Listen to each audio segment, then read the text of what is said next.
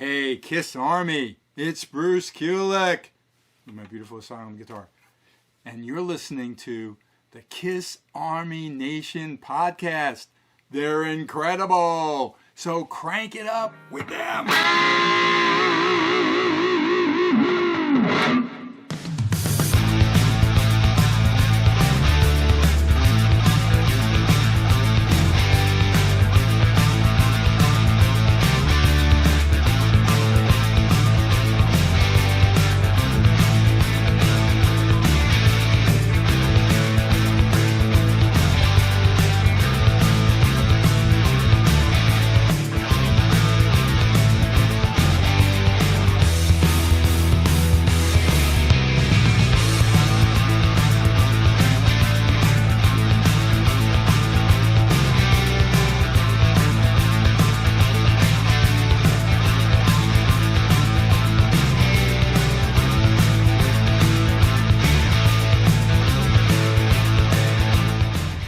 My friends, and welcome to episode 91 of the Kiss Army Nation podcast. I'm Pasquale Veri, one of your hosts. And I'm Claudio Spera. Welcome to the show, everyone. Today we're talking to one of the hosts of the Decibel Geek Podcast, an organizer of the recent Kruise Fest, as well as the organizer of Rockin Pod. This episode will focus on that event. So let's not waste any more time, and let's get to know our guest, Chris Czynszak. Welcome to the Kiss Army Nation podcast. Hey, fellas. It's great to be on. I really love your show. Oh, thank you so much. Thank you. It's nice to see you, Chris. How are things? All good? Oh, it's good to see you guys. I'm a little less hungover than the last time I saw you out in L.A. But not any less tired. You've got, besides our show, you have two other shows you're doing tonight, right? Yeah. It's doing the press tour that nobody asked for, but they're going to get it anyway. Nice. All right. So, Chris, first of all, we would like to congratulate you and Aaron Camero on celebrating over 500 episodes of the Decibel Geek. So, you, a former rock journalist, and Aaron, a veteran of rock radio. So, tell us, how did you both come together to form this podcast? Well, it's a funny story. And we got especially in the early days, we were known as kind of the go-to Vinnie Vincent podcast for a while because we did all these specials on him. And and that's a long drawn out story, but if it wasn't for Vinnie, the podcast wouldn't have gotten its start to begin with. So the reason for that is back in 2009, I started writing a book about Vinnie Vincent and had a lot of people feeding me behind the scenes information, and I had kind of become fascinated with the whole mystery behind him at the time. And I got about 100 plus pages in on the book and had a computer crash and lost most of it. But one thing I still had, though, was this is back in 2009. So what I had was one of those old Olympus digital recorders that you could plug into your landline telephone. Remember those? Yes. And I recorded interviews through that for the book that I would transcribe into the book. And I still had some of those interviews. So nice. I had started a day job, and that's when I got my first iPod. And that's when I learned about what podcasting was. And I remember listening mostly comedy podcasts like Mark Maron's show and Adam Carolla's show and Nerdist and those mostly comedy based. And then I got into talking metal and some of the old ones that were around at that time, Rock and Roll Geek Show, which is still around too. Mm-hmm. And I remember it just hit me. I was like, well, I could take some of those interviews and start a music podcast and just use those. So that's how I got started. And I did it on my own in 2011 for a few months. And at the time I was like, well, this is fun, and I wasn't sure I needed a co-host, but I wanted somebody else to kind of join the team just to, strategize and stuff. And doing a show solo is hard because it's all on you to be entertaining. And back then I put are you guys familiar with Craigslist? Yes. Yeah. Mm-hmm. Craigslist was a big deal at that time. So I went to the gigs section and I posted just a thing saying, looking for like-minded people that are into these bands for a podcast. That's all I said. And I listed all these mostly hair metal bands. And Aaron was one of the people that responded to it. and it turns out that he lived 10 minutes away from me. And he came over, and he was like, well, I did rock radio for several years up in Wisconsin, but I don't really know what a podcast is. So I kind of explained, I'm like, well, it's like radio, but you can kind of do whatever you want. And it was way more Wild West back then than it is now. And I explained it, and then he goes, okay, what does it pay? And I was like, well, there's the difference between podcasting and radio. But he liked the concept so much, he's like, well, why the hell not? Let's do it. And that's how he got on board. And then we got rolling from there. Wow. And, it's amazing that, Chris, you have interviewed so many guests, going from Gene Simmons' band to the one and only Desmond Child, for instance. So after so many interviews, great interviews, so is there like a holy grail interview that you would like to do? For me, it would be Alice Cooper. That's the one I want the most. But Alice, when he does interviews, typically he controls the narrative. It's about 10 minutes or less. He never really does long form interviews. Okay. I would want the ultimate like nerdy interview with Alice Cooper and especially I'm one of those weird people. My favorite era of Alice is the early 80s era where he was really whacked out on coke. Mm-hmm. So I would want to dive into those records and stuff. But, and if I could really, a real dream session would be him and Bob Ezrin on the same interview. Oh my God. to break down all of those records, Right. Obviously, I mean, Gene and Paul would be nice, but to me, what answers you're going to get out of those guys. So, if I could have the conditions of don't call me a powerful and attractive man, don't say big word like gymnasium. We could have conditions where you have to answer honestly. That would be mine. For Aaron, probably Ozzy Osbourne would probably be his. Ozzy, okay. Hey, Chris, let's take the opportunity to share with the audience. So, where can fans find the Decibel Geek the podcast? How can you have access to it? Well, we're pretty much in just about all the major podcast directories. We're on a network called Pantheon Podcast Network, which is all music podcasts. And we're on Spotify. We're on Google Podcasts. We're on all those things. I mean, obviously, you can just go to decibelgeek.com, and that pretty much covers you. Okay.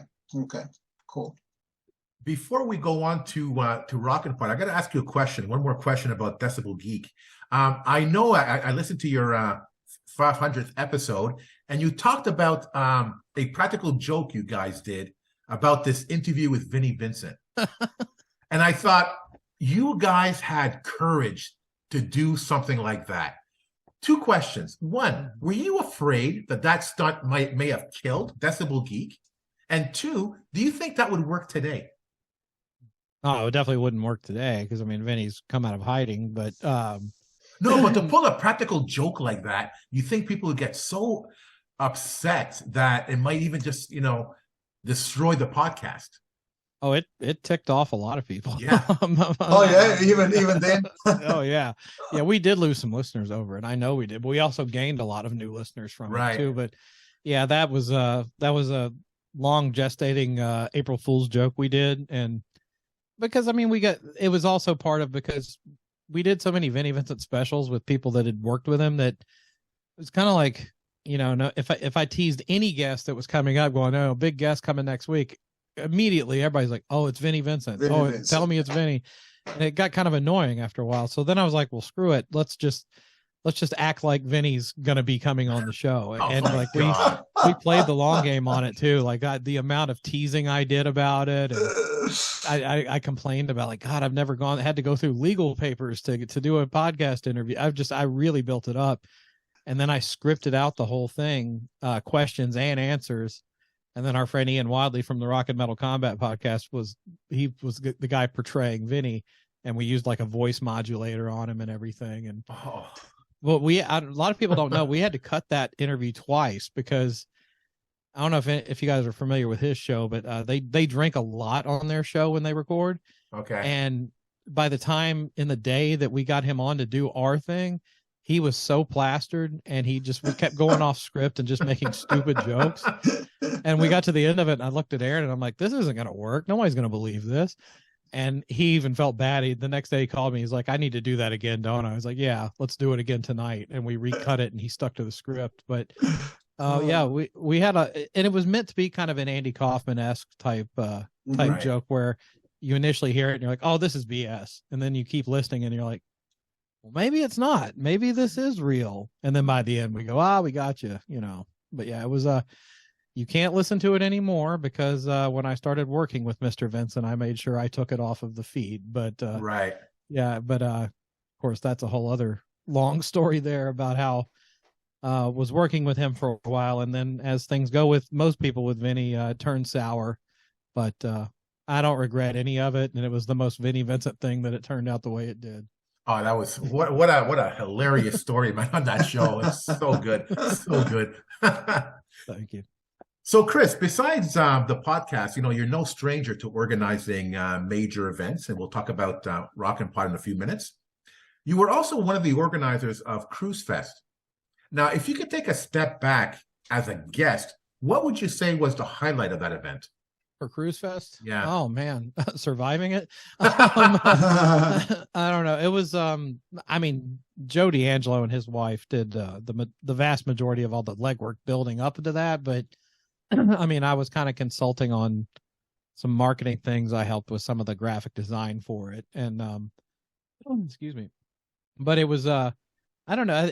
It came off really well though. I think everybody seemed to have a really great time at it, and it was my first Cruise Fest because I didn't get to work any of the other ones. And I was always like, man, I wish I could go to that. But I thought it went off great with the hotel, and it was cool to meet Anton Fig. That was a highlight for me. I've been a big fan of his for years, and of course seeing Todd was great. Julie and Gil, I always love running into stuff. I thought the day stuff at the hotel went great. I thought the comedy show was awesome. Yeah, that was everyone did such a great job at that show. And then of course the concert at the theater with Slaughter and Fraley's Comic Guys and the Iron Maidens, like every band just really, really kicked ass on that. I mean, really just hanging with everybody was so much fun. I made a lot of new friends that week, including you guys. Yeah. Yeah. Well, we met. I think we talked online, but we never met personally. And it's always nice to see each other, face to face and working together. It was an incredible experience. So, I remember at Cruise Fest, you were everywhere. You were busy. You were really working it. I remember I went to do my part, and I ended up going off and buying merchandise, coming back. Oh, I need more merchandise. But you wwere there, man. You were really working the trooper. You were nonstop. Yeah, you were nonstop. Well, it was only fair because Joe, in 2021 and in 2019, him and Patrice came and helped me work Rockin Pod, so it was just one of those things where I felt like I owed it to them to go and reciprocate that and just do what I can for them because they're such great people, and we're cut from the same cloth. It's like we don't do these events to like make big money or anything. We do it because we love the fandom and we love seeing everybody get together and just have a good time. And that's the reward from it. It's just seeing how it goes off and everyone having fun. That's what it's all about for us. Yeah. Right. So speaking of which, so where did the idea of Rockin Pod come from? Well, so I've been doing the podcast for several years at that point, and BJ Cramp, who is a podcaster and now an author who did a great Cheap Trick book this past year. He came to me and he was like, why don't we do some sort of a meetup? And I was like, well, if we're going to do a meetup, where are we going to do it? And he said, well, Nashville's a music town. So by default, since I lived here, I became the guy on the ground. Right. But I was okay with that. And, I'm one of those people where if I get into something, I just go overboard and do everything. So I was like, well, how are we going to pay for this? And he's like, well, we could crowdfund it. And I was like, well, if we're crowdfunding it and listeners are paying for us to come meet each other, then they should get to come too. And if they're going to come, then there should be more to do than look at a bunch of podcasters talking to each other. So I'd had a lot of, interviews with rock guys that had moved out here to Nashville over the years. So I just started calling in favors saying, hey, would you come to this and do interviews and meets, and we'll open it up to the fans and they can come get their stuff signed. And then I got, vinyl vendors on board, and it just organically turned into a convention. It wasn't even set out to be one. And the first year in 2017 was very small, did it in a little bitty strip mall event center. And it wasn't a huge success, but it was so much fun that everybody was like, well, we have to do this again. And we did it the same way the second year, and moved into still a small venue, but a bigger venue, and went even better. And then I noticed that the artists that were coming were starting to thank me for bringing them in. And I'm like, you're doing me a favor. I'll watch you on MTV. But they're like, no, like mainstream media doesn't really do much for us anymore. So all these music podcasters are helping us get the word out on our projects. So at that point, a light bulb kind of went off, and it's like, oh, well, we actually have something legitimate here. And then we moved up third year to a hotel, and then 2021 in a hotel. And now we're doing it at the Nashville Fairgrounds, one of their big buildings. It's really swinging for the fences this time. So that's why I'm doing 3 interviews in one night. So I'm doing everything I can to spread the word to make this one go as well as it can. Mm-hmm. This is great. Chris, what you're saying, it shows, the very strong evolution that Rockin Pod had, over the years. So what would you say are the major differences between the early shows and the event that you are organizing now for this upcoming March? Well, I mean, it's really the spirit and the basic concept of it's pretty much the same, but it's we just add more to it. It's just like compared to previous years. I mean, we always did do a pre-party concert the night before, but like that gets bigger every year. And this year we're doing one a rare, we call it a rare hair show that our friend Tyson Leslie books, and it's a bunch of pro Nashville players, many of which will play with like famous country stars, but they're all rock and metal heads, so they get to kind of jam on the stuff they like. And it's a rotating cast, and then we have expo guests jump up on stage and do a song or two with them. And that was a big hit last year with guests like Billy Sheehan and Greg Bissonette from David Lee Roth Band, and Ron Keel, and then this year we have that going on. And then after the expo on Saturday, we have Keel Fest 2 with Ron Keel and his label RFK Media putting on a great show with the Ron Keel Band, Keel Steeler reunion with Rick Fox and Mitch Perry, and 2 of their bands, Crashing Wayward and the Fifth, that are making their like debut Nashville performances. And then with Eric Martin from Mr. Big involved, he's going to play at the pre-party. They'll be at the expo all day doing a live Q&A and talking to podcasters. And then Sunday we're doing the Punchlines and Backlines comedy show, where he's going to do stand-up comedy for the first time. Nice. And Courtney does an incredible job putting that show together. And then him and his bandmates are going to do a full Eric Martin's big acoustic set. And then, but Sunday afternoon, we are having a pop culture and comic convention at the fairgrounds. And also Sunday afternoon, we're doing a movie screening of Kiss Exposed with the comedians doing live commentary. That's like going to be fun. I would love to see so that. much fun, man. Oh my goodness. That's going to be awesome.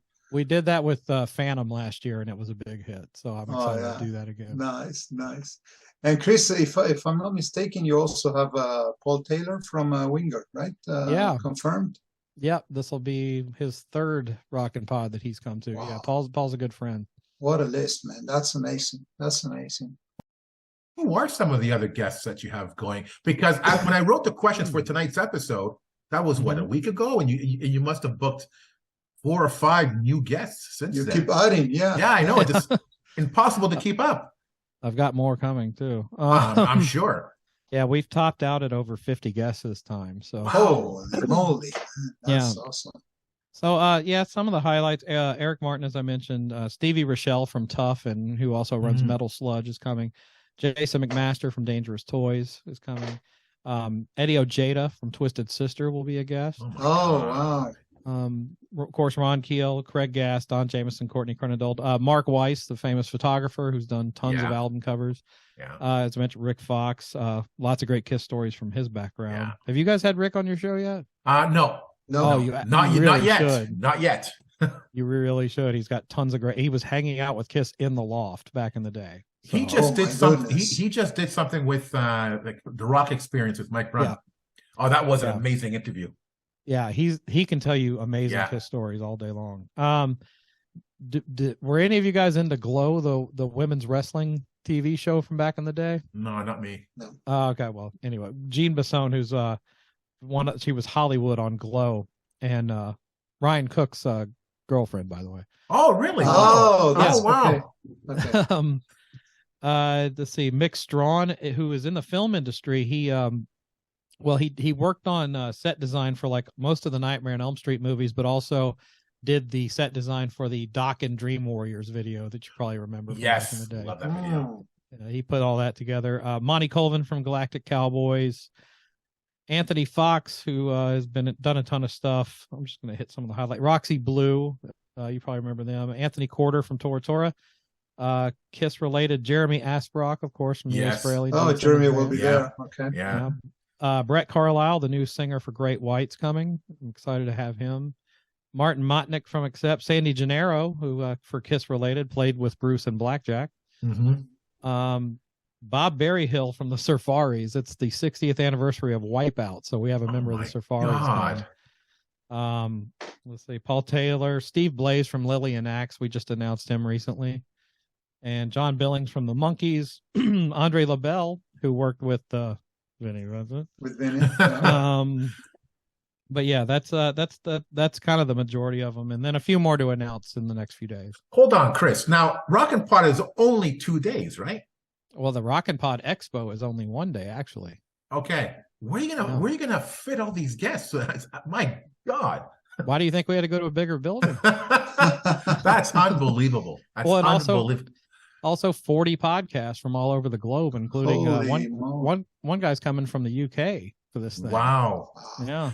And that's also the great thing about Rockin Pod. It's sort of like a United Nations for podcasters. Yeah, who are some of the podcasters who's going to be there?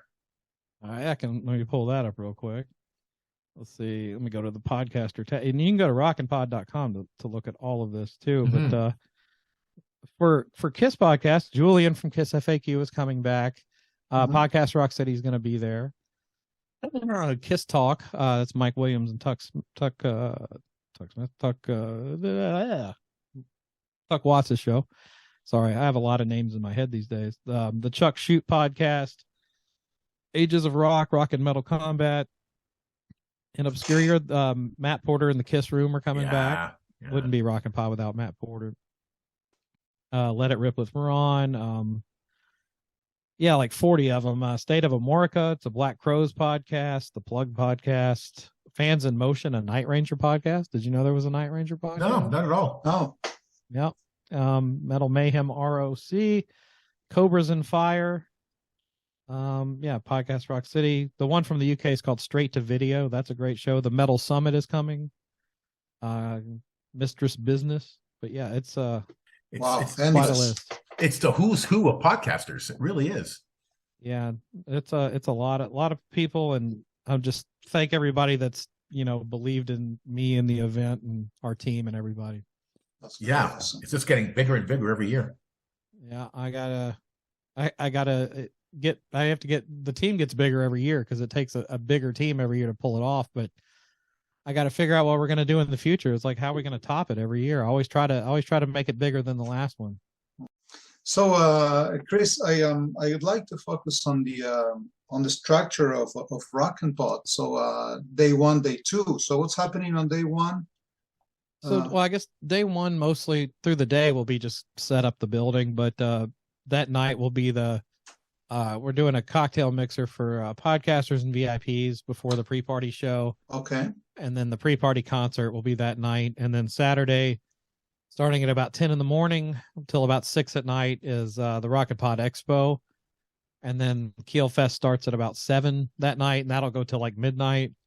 Then Sunday is the Nashville Comic Weekend Pop Culture and Comic Convention, which there might still be some podcast stuff going on that day. We're still figuring that out. And then Sunday afternoon is the movie theater, the screening of Exposed.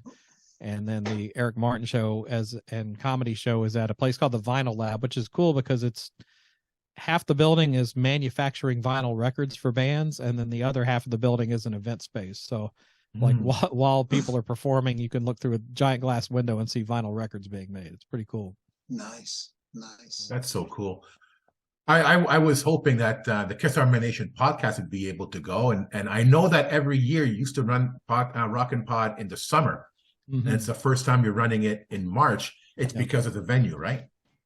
Yeah, I liked doing it in hotels, and in the during 2019 and 2021 it worked good, and you could get good deals through hotels. But I hate to say it, but like hotels have gotten kind of greedy since the pandemic. So Yeah. it's like I couldn't find a winnable situation through a hotel. It was just like, well, unless you're like a big corporately backed entity, it's just not, it doesn't make sense financially to do it there. So we do have a partner hotel, the Holiday Inn at Vanderbilt, which that's where a lot of the guests and people are going to be staying. We do have a few rooms left on that block, but it just and also the fairgrounds is just we weren't going to find a hotel space that large, so it just works better for what we're doing.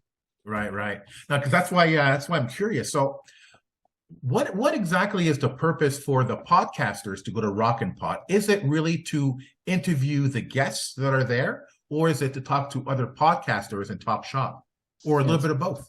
A little bit of both, because it's some shows that aren't even interview shows will come and get a booth anyway because they want to do the networking and also pass out promo items and stuff like that. But a lot of them want to interview the guests, and it's like matchmaking between the guest and how who wants what guest. And so Tracy McAndrew, my right hand person, handles all the scheduling, and last year she scheduled over 200 interviews between guests and podcasters last year, and we're probably going to surpass 300 this time. So that's a big part of it. The guests get to get all their stuff promoted in one day. It saves time for them, and also the podcast get a ton of content all in one weekend. But we also it's also a lot of networking between shows, and we also do a thing called the Podcaster Education Track, where we have like panel discussions and workshops on like how to build your brand, expand your audience, or even just get started into podcasting. Because there's a lot of people that come that don't know how they want to get into it, but they don't have a clue how to start. Right. So it's different elements there. And we even have like some podcast gear companies that are going to be involved this year. And also Pantheon, my network, they came on board. So it's also going to be a little bit more of an industry event this time. Oh, wow. So hypothetically, let's say we were there. How would we get an interview with a guest there? What would we have to do? Yeah, so the people that did the platinum registration, that puts you into the interview pool for our group. And we have a Facebook page, and Tracy, who works on all the scheduling, reaches out to all the podcasters, sends them a list. Here's all the guests, fill in who you want. Then we take that list, then we go back to the guests and say, you're scheduled for, some of them are doing panels and some of them are doing signing sessions. So it's more of trying to work out how many interviews they can fit in, per the request. And then she plays matchmaker and sets everybody up with their schedule, and the schedules work like clockwork. But, some shows will come and they want to interview people all day long, and there's nothing wrong with that. But I also tell shows, make sure you build in some time for yourself to just enjoy the event, because there's some people that by the end of the day, they're like, oh my God, I didn't even get to mill around any because I was interviewing people all day. So it's kind of like a healthy balance of pick which stuff you want to do, because there's always something to do. It's nonstop. The whole day is a blur. So it's like I build these concerts around the expo, because the expo, if you're a podcaster, can be exhausting, because it's just like it's like a sprint the entire time. But all the concerts are more you can let your hair down and just relax, and it's a little bit more laid back. But it's that's pretty much what it comes from. But a big part of it is just the hang, just hang out with your friends and catch up with everybody. Yeah. I'm assuming that there's also going to be merchandise tables there, showcasing stuff. So what can guests expect to see at those tables this year? Oh, it's a lot of stuff. It'd be a lot of vinyl vendors and vinyl CD tapes. Also rock memorabilia, T-shirts, music gear, comics, toys, action figures, collectibles, horror, pop culture stuff. It's it's kind of everything under the sun. But I try to tell everyone, like, if you do artwork, try to bring more of your rock themed artwork. Don't try to angle it to the rock crowd. And then like one vendor I'm excited about is a woman who does this a company called Record Breaking Arts, and she takes vinyl records that are smashed into a million pieces and like turns them into portraits of rock stars. Oh, And wow. it's just beautiful work. So I'm like super excited for her to be a part of it this year. Wow, that's going to be nice to see. And so far you mentioned, what seems to be an endless list of guests that you guys are going to have there. So today, at this time of recording, it's Wednesday, February the 1st. So is everything ready to go for Rockin Pod, or are you thinking of adding more guests and events? I've got events. No, I don't think we can fit any more. Yeah, in there. exactly. And I've had a few people like, hey, you should do this. I'm like, when? There's No time. No, so there's a few other guests that I can't let out of the bag just yet, but it'll be big news if they confirm, but I'm still working on them. But it's basically anyone who's left to there's a few that I'm going to announce this week that I had wrapped up already, but there's a few that I'm really trying to finish off and get. But if I get them, it'll be a big deal. Okay. So, Chris, tell our listeners where they could get information to buy tickets, hotels, what's the best places to stay? Yeah, so the hotel, Holiday Inn at Vanderbilt is the one that we're partnered with. And if you go to everything can be found on RockNPod.com. There's tabs for everything. There's buttons for everything you could want to do. And that's our partner hotel. And it's like literally a 5-minute Uber ride to the fairgrounds and to most of the activities. So that's the thing. But yeah, RockNPod.com, it's got the full guest list. It's got all the podcasters. It's got all the ticket links for everything. And yeah, it's kind of a one-stop shop for everything you could need to know about the event. Okay, very simple. Nice. Good. Awesome. And Chris, time flies. So before we wrap up the show, I would like to just ask you a couple of more questions. So as Pasc mentioned at the beginning, so you were a former rock journalist, now a podcaster for over 10 years. And on top of that, organizer of the Rockin Pod. But we know you as a friend, and we know deep inside of you, you are a music and a Kiss fan. So what are some of your musical interests, and are those interests reflected on the guests that you invite to Rockin Pod? Oh yeah. I mean, I was a child of the 80s, so a lot of the hair metal stuff from back then, and I don't feel shame calling it hair metal. It is what it is. I mean, it's great music, but we can call it that. But also, 70s rock and 80s rock and metal.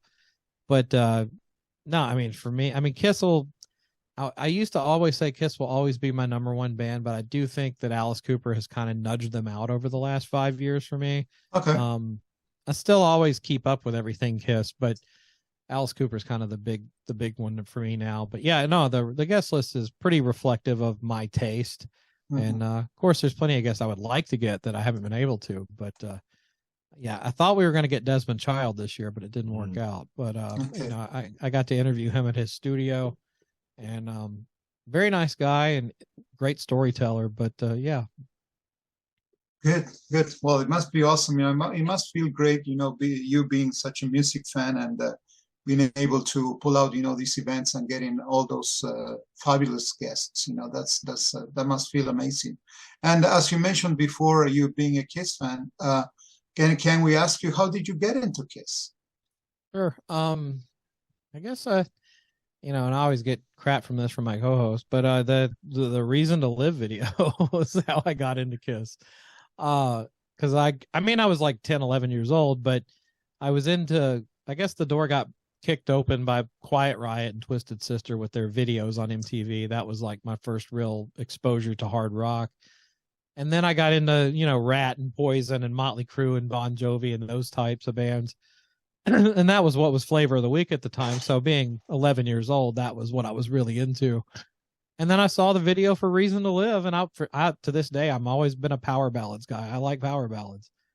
And I was getting into that song, and my older brother came home, and he saw me watching, and he was like, "That's not Kiss."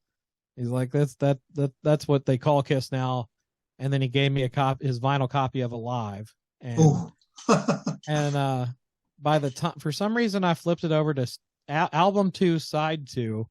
The beginning of Rock Bottom came on, and I was like, this is too slow. And I skipped to the next thing, and it was the whole rap before Cold Gin about vodka and orange juice and everything. Yeah. And once Cold Gin kicked in, and it's one of those things where, there's certain moments in your life you never forget where you were. And I'll never forget the first time hearing Cold Gin kick in my bedroom in Atlanta, Georgia, 1987 or 88.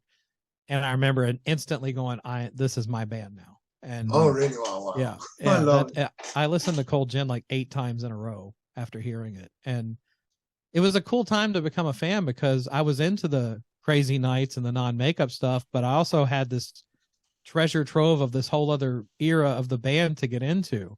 So every week it was like the trip to the record store was like Christmas for me. So I'd pick up 2 or 3 different cassette tapes of different eras of the band. And that's how I fell in love with them, was the diversity of everything they had been doing. It's no coincidence that so many Kiss fans, move on to, organize major events. They have major projects, tribute bands, tribute CDs, books, like Rockin Pod events. It's really part of the Kiss philosophy: follow your dreams and don't let anybody stop you or tell you otherwise. So just one final question before we end the show. Do you have any other mountains to climb? Is there anything else that you want to do? Well, tons of stuff I want to do. As far as, with Rockin Pod, I would love to see it. Honestly, I love doing it, but I'd still like to have a say in it, but I would like to see somebody else take it to a further place than I can. And I've had discussions with some people that I can't name now, but there is talk of taking it to other cities and like licensing it out to other places. I don't know that I'm going to stay in charge of it after this year. Because it does take a lot out of me. You have to devote a whole lot of your time to it. So, and there's travel and other things I want to do. And I also like focusing on my show, because there's times where I feel like my show takes a back seat to this, and that's not fair to my co-host or our listeners. But I would like to see it continue to grow, because I believe in what we do here. I believe in the podcasting and music and the connection we all make with these artists and their fans, and mainstream media is not going to be doing it. So I think it behooves all of us to make this platform bigger and bigger, and podcasting in general has become a major player in media. So, compared to where it was in 2017, it's way bigger than it was. So I believe in it. And if rock's going to survive, I think it takes events like this and shows like what we do to keep it going. And I think that's what we have to do going forward. Definitely. Wise words.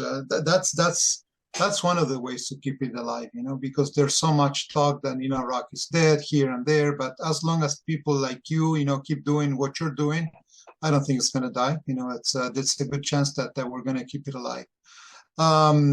We'll let you go, Chris. So thank you so much. It's been a great pleasure to have you in. Nice to see you again. Congratulations again on your 500 episodes of Decibel Geek, and the best of luck with Rockin Pod. We could have loved to be there with past, but time is not permitting us to be there. But we wish you all the best. Well, thank you guys for having me on. It's been a blast talking to you, and I hope to run into you soon. Oh, for sure. And I gotta say before we go, if you're gonna pass on the baton to somebody else, just make sure that person has your values, because you give so much of yourself to everything that you do. And Claudio and I saw that firsthand at Kruise Fest. How much you put into that event and helping out Joe and the team. You were a huge part of that success, and no doubt Rockin Pod is a huge success because of everything that you do for the show, for the podcasters, for the listeners, for the fans. You really keep music alive, and the excitement of music alive for your listeners, for the fans out there. So again, fantastic job with everything that you do, Chris. Well, thank you. You're about to have your Barbara Walters moment. I'm going to cry, but thank you so much. So once again, thank you so much for being on the show. It was really an honor to have you on. Oh, it was my pleasure. Thanks, guys. Thank you so much. To the KISS Army, we hope you enjoyed this episode. If you have any questions, comments, or ideas, please send them to talktome@kissarmynationpodcast.com. Until the next time, remember, never stop rocking. Take care, everyone. If you enjoyed this episode, like and subscribe on YouTube or follow us on Spotify, Automatic, iHeartRadio, or wherever you listen to podcasts. Don't forget to make yourself heard. Leave us a comment on Facebook, Twitter, or Instagram. See you all soon, KISS Army.